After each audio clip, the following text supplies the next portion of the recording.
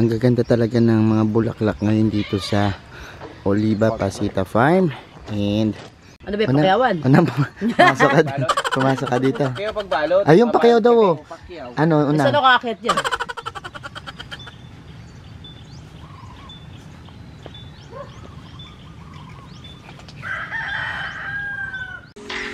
So eto na nga po yung ating succulents box na tinatawag. Oh, grabe. Ang ganda ng kanyang naging forma. Bagong garden project na naman po ang ating gagawin dito sa Oliva Pasita Farm, dito sa Pangasinan.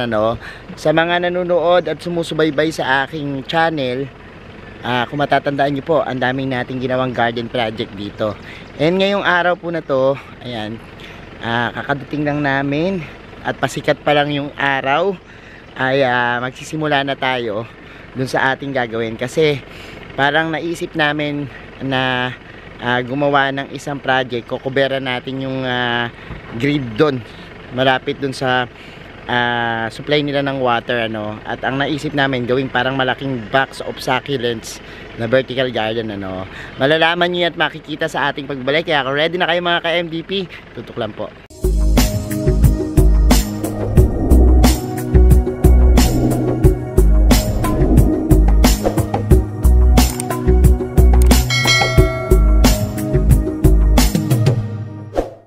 And we're back mga ka-MDP, at ngayon nga po, ayan nakikita nyo yung ating background. Yan po yung water supply na may mga grid and balak po natin yan lagyan ng mga vertical gardens din para magmukha siyang parang isang box ng succulents na mga nakatanim. So yan po yung gagawin natin, tapos mag-aayos tayo dito, pero i-check muna natin na yung mga plants and updates dun sa ating ginawang display dito ng mga succulents. Tara, samahan nyo ako. Ayan, pasikat pa lang yung araw dito sa Oliva Pasita Farm, and yan, makita nyo naman dito ang luwag po talaga, at ang daming mga pwedeng gawin talaga dito, pwedeng gawing camping site.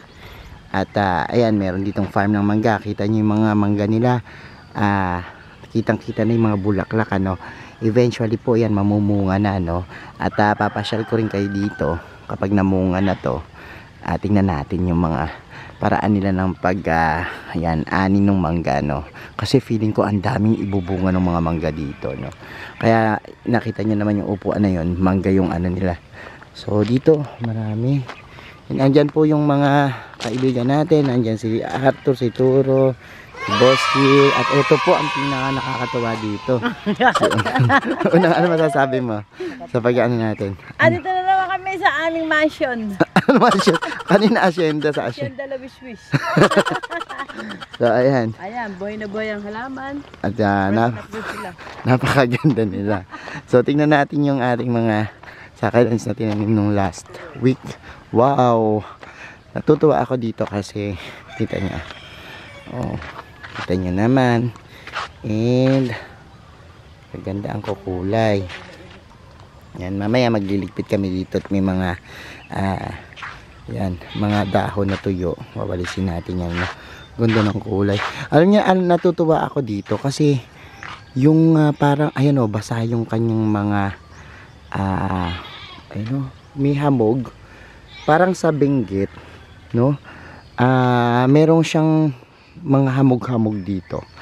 Yung mga plants natin, feeling ko dito malamig pag gabi. Ayan, basa yung kanyang mga dahon, So, maganda na ganyan yung kanyang kasi yan yung gusto ng mga succulents, yung hamog lang. Oo, didiligan mo lang sila ng ilang beses, isang beses lang sa isang linggo, tapos ang na sa kanya nature alaga, tamang-tama. Pagpunta namin lagi dito, ayan, ito titingnan natin lupa, ito yung tuyo na, pwede na siya uling diligan ng tigmak. Kung napanood nyo yung ating mga reels videos, shorts videos ng pagdidilig namin dito, talaga buhos kasi sobrang init naman po dito pagdating ng tanghali sa may Pangasinan. So ang nakakatuwa lang dito yung kulay ng mga succulents talaga dito. Ang ganda, talagang makikita mo na hindi halos nagbabago, no? Yung kanyang mga kulay, ano. Pero tingnan pa rin natin eventually kung ano yung mangyayari. Ayan, napakasipag po nung kasama namin. Lapag lang po namin dito napakasipag ni Unang. Dito mo dinaylay yung pagiging tupad mo. Naka-uniform pa po yan ng tupad. Tulong panghanap buhay sa ating tupad ka ba, Unang? Nagtutupad kaya sanay na sanay sa gawain si Unang, nagtutupad din pala si Unang. So, ayan. Sa tuparan. Nakarating po yung tupad dito sa farm ni Ma'am Donna. Napunta sa Hacienda. Hacienda La Wiswis. Hindi, may pangalan na to, Oliva Pasita Farm. O, tandaan mo na ha. Ano? Oliva Pasita Farm. O, sabihin mo, ano? Oliva Pasita. Ano? Oliva Pasita Farm. Farm. O, yan. Punta po kayo dito. Pumunta po kayo dito sa Oliva? sa Oliva. Ano ba yun? Makakalimutin? Kalimutin ko. Oliva Pasita. Oliva Pasita.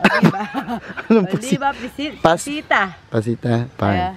O, sige, tuloy mo na yung ginagawa mo dyan. Doon sa Hacienda. So, ayan. At maya-maya po magsiset up na kami kasi marami kaming halamang dala.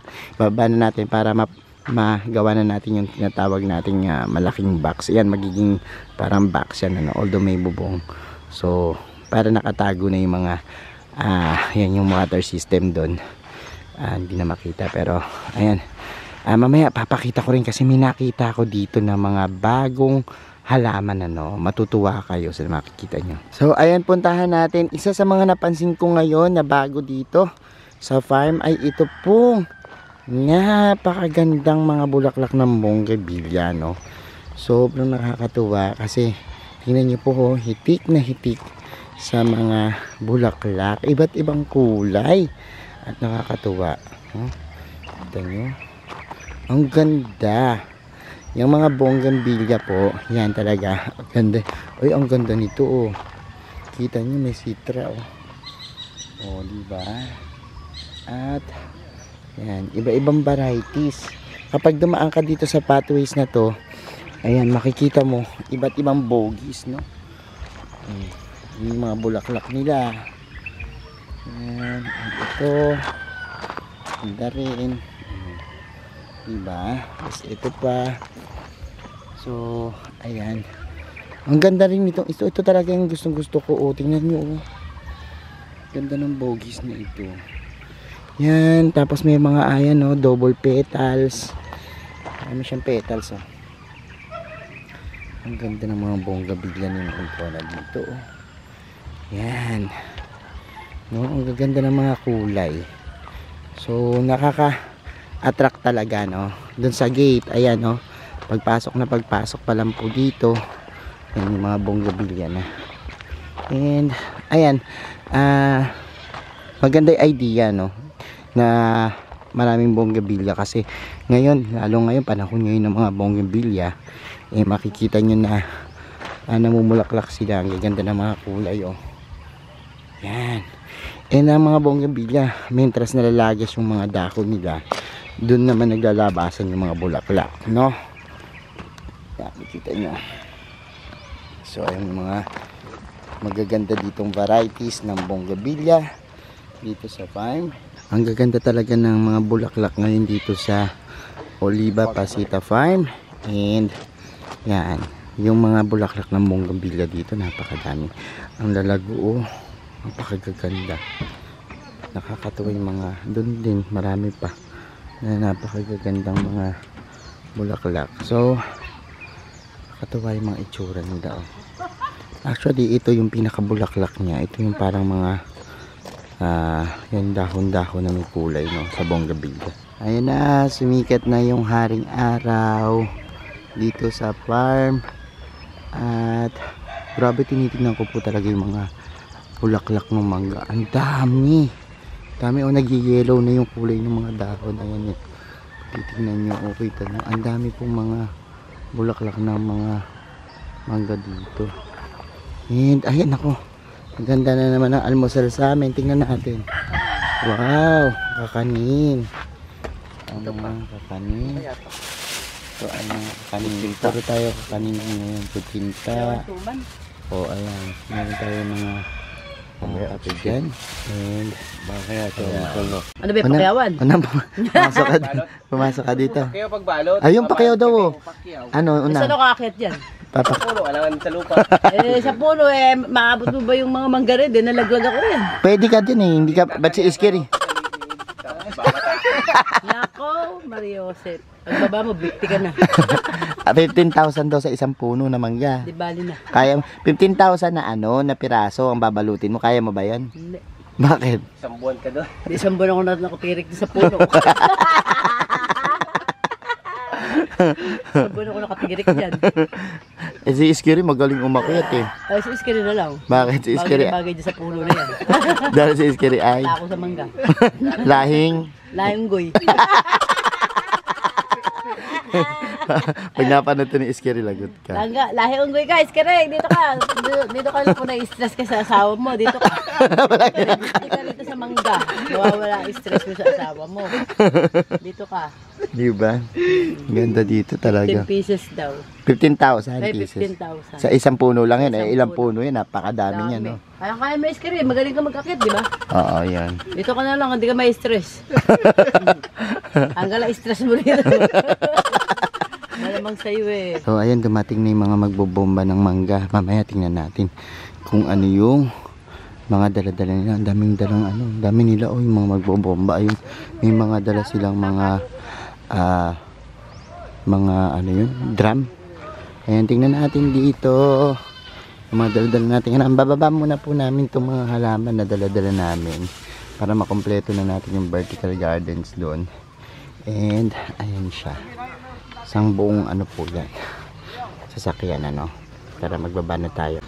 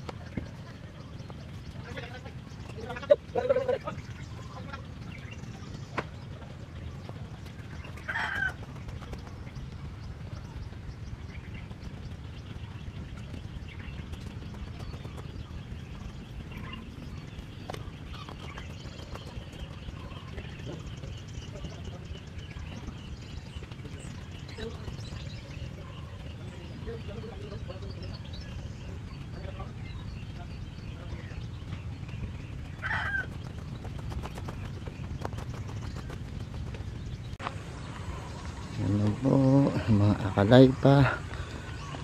Ayan. Galing sa ornamentals. Ay, hinahakot na po nila. Mula doon sa sasakyan. And, ayan. Ay naman, itong side naman na ito, hingal na ako.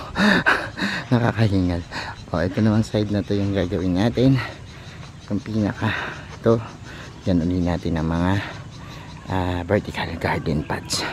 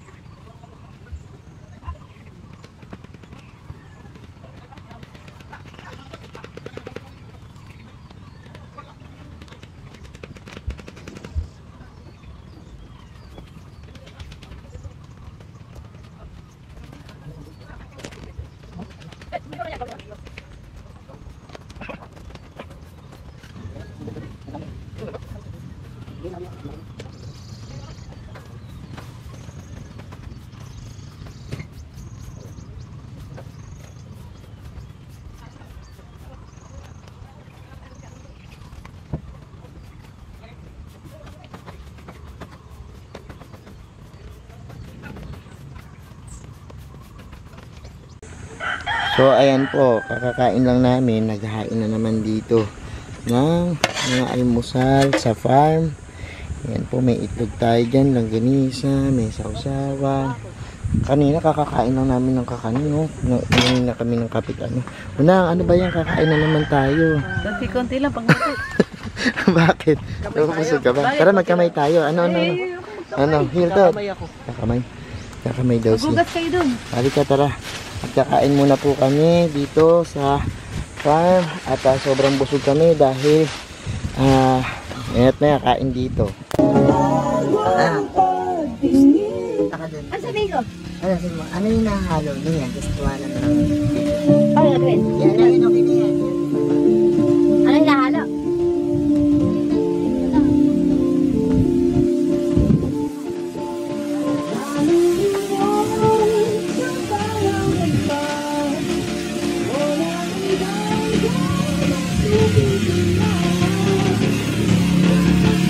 Interviewin ko lang si Kuya.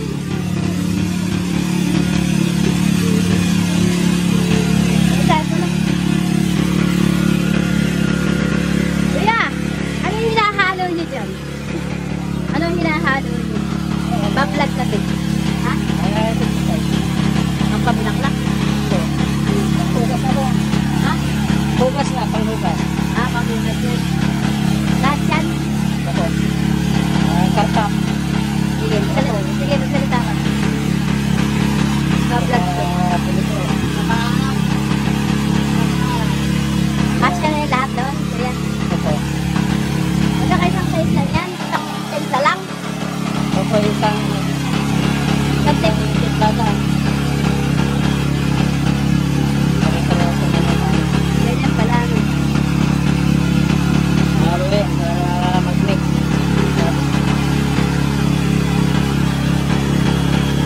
Yung bulaklak hindi na. Yun na, yan pang-ugat para matanggal yung ito yung mga So ayan kita nyo, nag-spray na sila. And pinuntahan kanina ni Unang Ayan o, ayan o. Ang dami ng bulaklak. Tingnan natin o. Wow! Grabe, daming bulaklak. Daming bunga niyan. April daw ata eh. Pwede na itong anihin. May mga bunga na to. April, May yan. Yung panahon ng mangga. Yung mga bulaklak na yan, magiging bunga na. Ang dami talaga. O, nadaan ako dito yung sampalo ko. Tingnan mo. Napakaliit lang nito oh. Oh, yan napakita ko na ata before to. Kaya lang, ayan oh. Hindi talaga siya nauubusan ng bunga. Liit lang yan oh. Oh, kita mo? Bonsai na sampalok.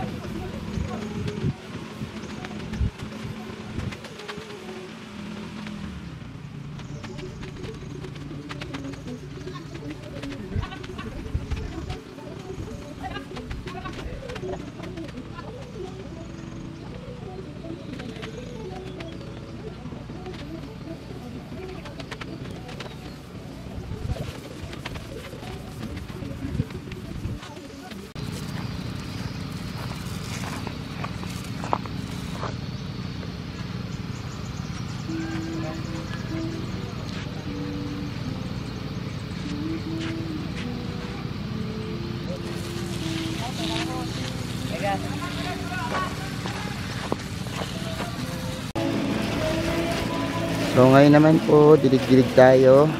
At mamaya pagkadilig, tsaka ako papakita sa inyo kung ano mangyayari. Kaya po, nakain na kami, sinigang na baboy. Ang ating ulam, tsaka ito. So, kakain na muna kami. May soft drinks tayo dyan. Tilapia, at syempre, sinigang na baboy.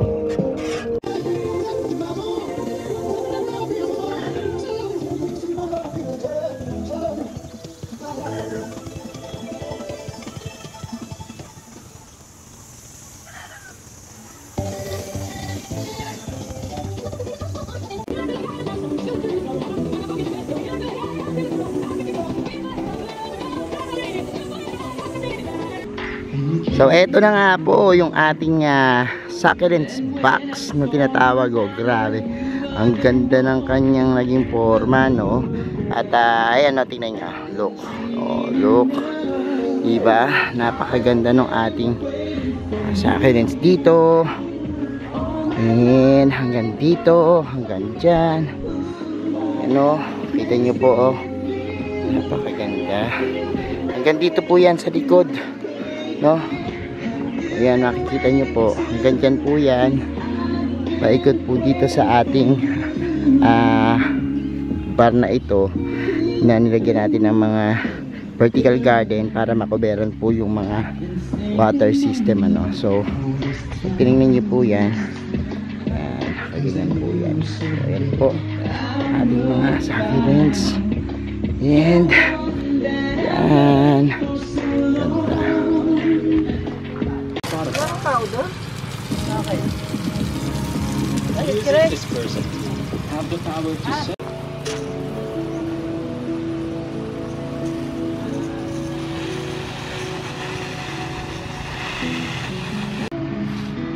So, eto naman yung ating nagawang mga bago, no? Dito sa may gilid ng ating pinaka kubo, yung gate plant. Tapos, ayan po yung mga magagandang bagong halaman na nailagay po natin dito, no? At, yun siya. So, ayan, kapag halimbawa tinignan siya dyan, ayan. Sa unang pagpasok pa lang po natin dito sa ating pinaka area, ayan, nagwawali si Unang dito. Teka lang muna, pakita natin si Unang na nagwawali. Ayun, napakasipag ni Unang dyan. So, ayan, sa area natin ito, kapag halimbawang pasok nyo parang ganyan, wow, grabe, mapapaw ka talaga kasi nakapalibot na, no, yung mga succulents natin dito. And, ayan, ang saya ng pakiramdam. Tapos doon naman yung ating yan, parang box of succulents. Dito, wall of succulents, magkabila. And dito naman, syempre yung ating mga yan, succulents. Ang ganda talaga ng mga succulents dito. Tingnan yung mga kulay nila. Sobrang amazing, ano. So, ayan po. And dito, yun ako nag-i-edit kanina ng ating mga video. So, nakaka-relax po yung pakiramdaman, no. Napakadaming magagandang makikita dito sa farm at sa mga susunod pa na araw. Grabe, siguro mas bonggang-bongga pa yung ating mapapakitang mga plant styling and syempre yung mga pag-aayos ng garden dito. So ayan mga ka-MVP, napanood nyo na yung ating vlog for today dito sa Oliva Pasita Farm, and gusto ko magpasalamat kay Madam Donna de Guzman and Sir Edward de Guzman sa pag-accommodate sa amin at sa trust nyo po dito sa Oliva Pasita Farm dito sa Pangasinan. Abangan pa po yung mga iba't iba naming garden activities dito at syempre mga garden project. And thank you so much sa lahat ng nanonood, nagla-like, nag-share at nag-comment. Sa mga hindi pa po nagsasubscribe sa ating YouTube channel, ito lang po yung subscribe button, pati notification bell para lagi updated sa aming latest uploads, pati po sa iba't iba nating social media accounts, sa ating TikTok, Instagram, Facebook pages. Search lang po Hermy Sunao or Mini Dino Park and Eco Garden, makikita nyo na yan. Salamat ng maraming mga ka-MDP, and this is Hermy Sunao nagsasabi sa inyo ng happy planting. Bye bye!